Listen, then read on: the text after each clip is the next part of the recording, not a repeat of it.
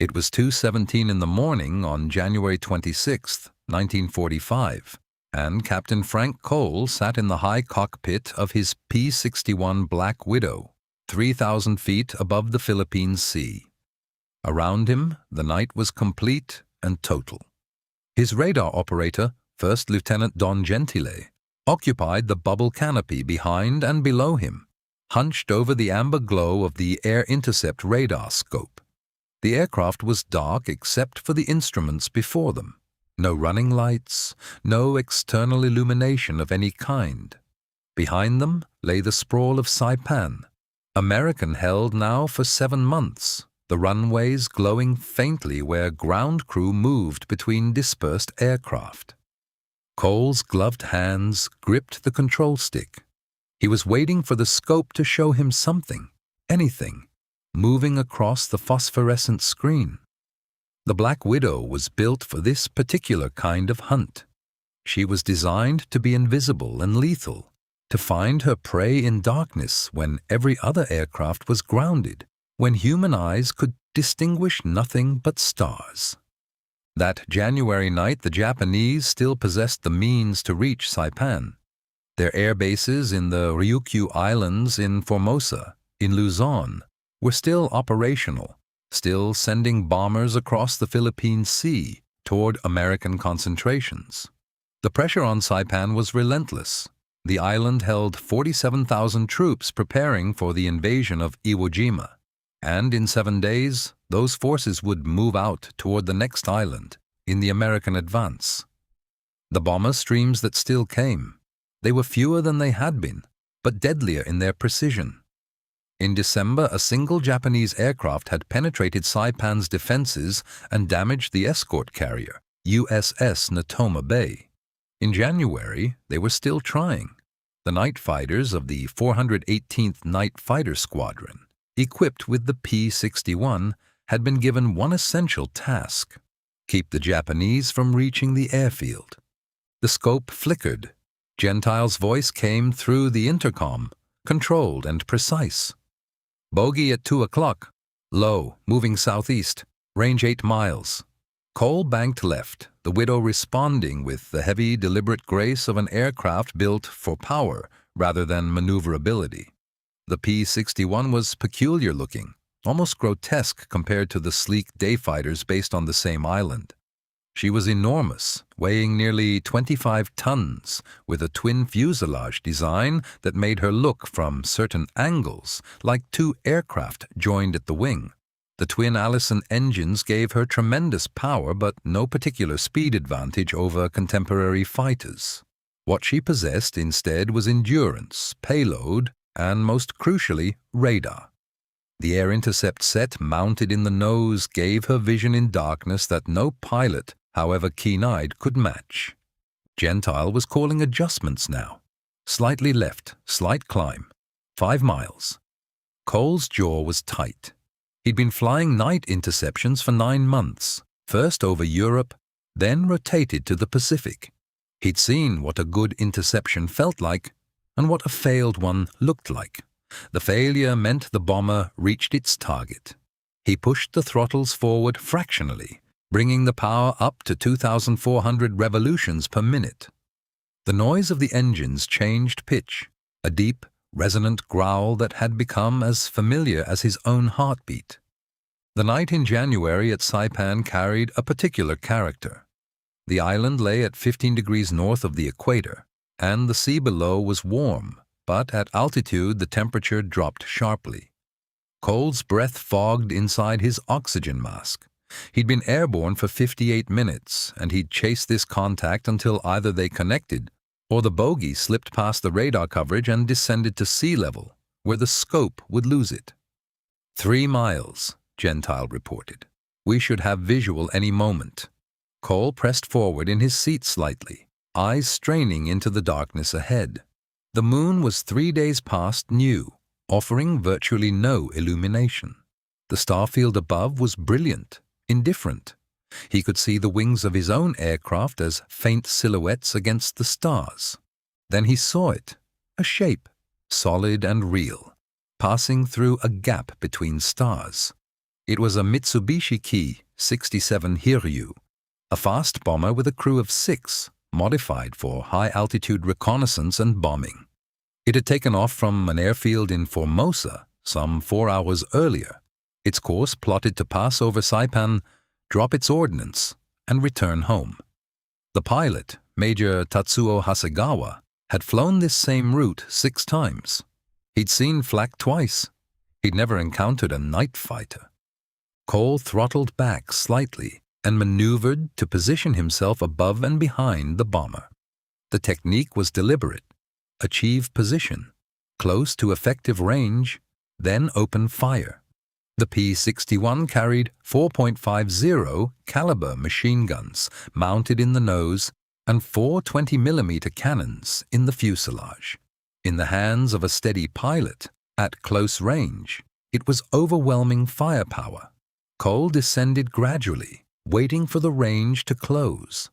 The bomber, moving at 380 miles per hour, showed no sign of evasion. The crew could not see him. To them, the night remained empty. At 2,400 feet behind the Ki-67, Cole opened fire. The machine guns and cannons ignited simultaneously, a roar that filled the cockpit despite the noise of his own engines. Tracers streaked forward, bright and hypnotic. Gentile, watching from his position, saw the impact before Cole did. Hits along the bomber's right wing and fuselage. The Ki-67's engines were powerful, but they were not invulnerable. Hydraulic fluid and fuel began bleeding from punctures in the wing tanks. Hasegawa's navigator had just called out a correction for the run towards Saipan when the cannon rounds tore through the cabin, fragmenting instruments and killing the radio operator instantaneously. Cole held the trigger down, feeling the aircraft shudder with the recoil of his cannons. This was the critical moment. Maintain position. Maintain firing. Do not allow the bomber to escape into a climb or maneuver that might slide it beyond firing range. He'd been taught this at training school in Florida.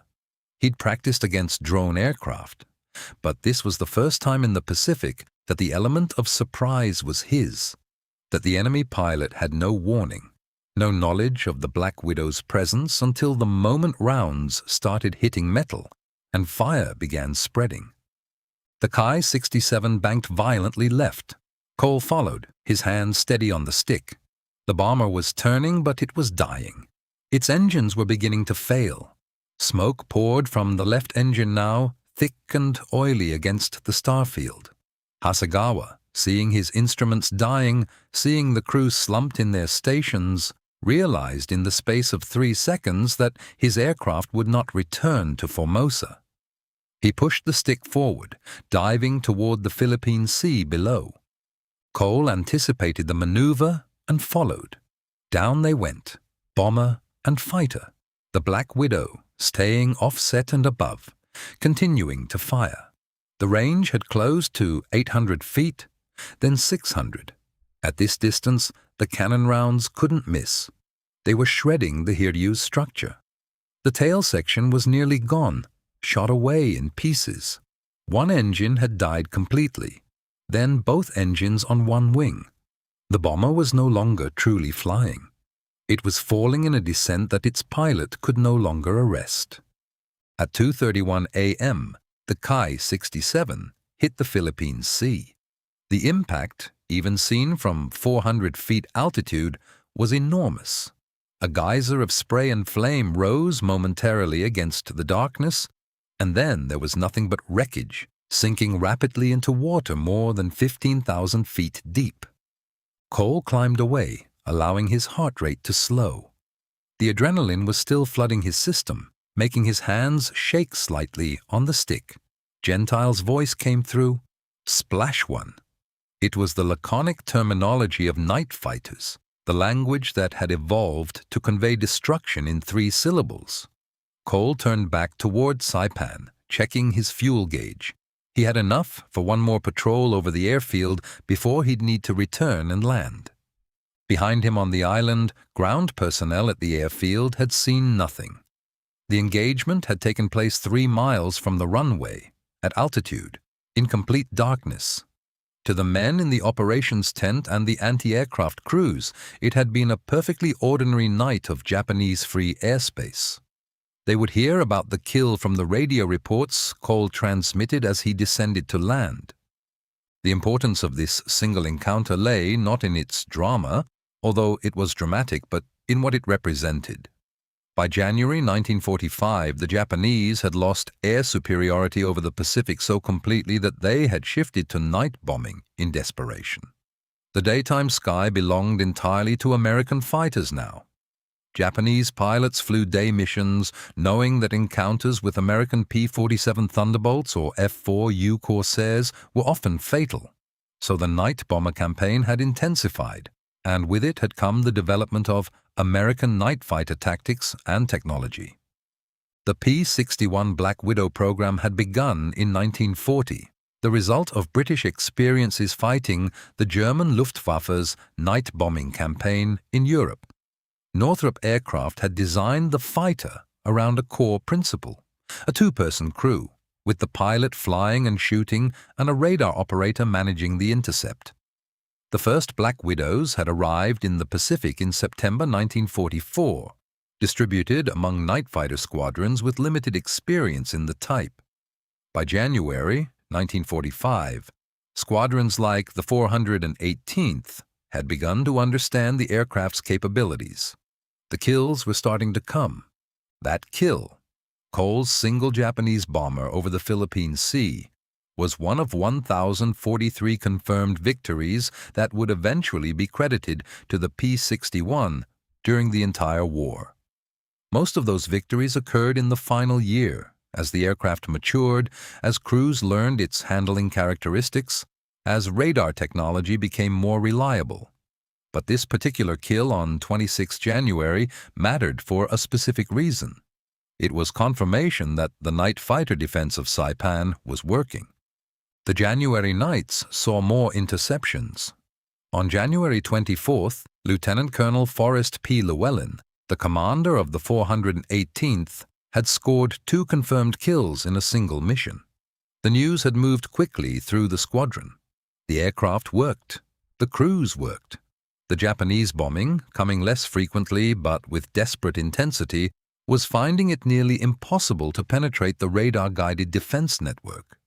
By the first week of February, when the invasion force departed Saipan for Iwo Jima, no Japanese aircraft had successfully bombed the airfield since mid-December. No transport had been damaged. No fighter aircraft had been destroyed on the ground. The carriers that would support the Iwo Jima invasion had operated from waters around Saipan without interference. The night fighters, though never numerous, the 418th at its peak strength had perhaps 20 aircraft, had effectively sealed the airfield against night attack. Cole's action on that January night was representative of a shift in the air war that was not universally recognized at the time. The Japanese bomber pilots, increasingly inexperienced because of training fuel shortages and pilot losses, were facing an opponent who could see them in darkness. For the Japanese, the night air war was ending. By spring 1945, Japanese night bombing operations would effectively cease, not because there were no aircraft left to fly them, but because the losses had become unsustainable. What had happened to Hasegawa and his crew at 2:31 a.m. remains unknown in any detail, beyond what would be inferred from the loss. No one survived to report the interception to the Japanese Air General Staff. The Ki-67 simply vanished from the night. One more aircraft lost without explanation. The fate of the crew would have been incomprehensible to most Japanese officers. To be killed by an aircraft one could not see, that one could not hear, until it opened fire. This was a form of warfare entirely alien to the air combat traditions that had shaped Japanese aviation. For Cole and Gentile, the encounter was simply work. They landed their Black Widow at Isley Field on Saipan as dawn broke, the aircraft touching down at 4:52 a.m. Crew chiefs examined the damage to the nose section where ammunition had been expended. The hydraulic systems were checked. The engines were shut down. Cole and Gentile filled out their combat report, describing the intercept vector, the range at which they'd opened fire, the observed damage to the target. By dawn, the aircraft was being rearmed and refueled for another patrol the following night. The P-61 Black Widow would continue flying night fighter missions throughout the war, its kill record climbing steadily. But that first confirmed kill on January 26, 1945 at Saipan represented something crucial. Proof that the night sky over American positions could be denied to Japanese aircraft. It meant the soldiers sleeping in their tents on Saipan, the crew members working on the runways, the sailors aboard ships in the anchorage. They could sleep, could work, could exist in the night without the terror of sudden bombing. That was what Major Cole and Lieutenant Gentile had delivered when they saw the Ki-67 silhouetted against the stars and held their fire until wreckage fell into the Philippine Sea. The broader Japanese air campaign in the Pacific would continue to deteriorate.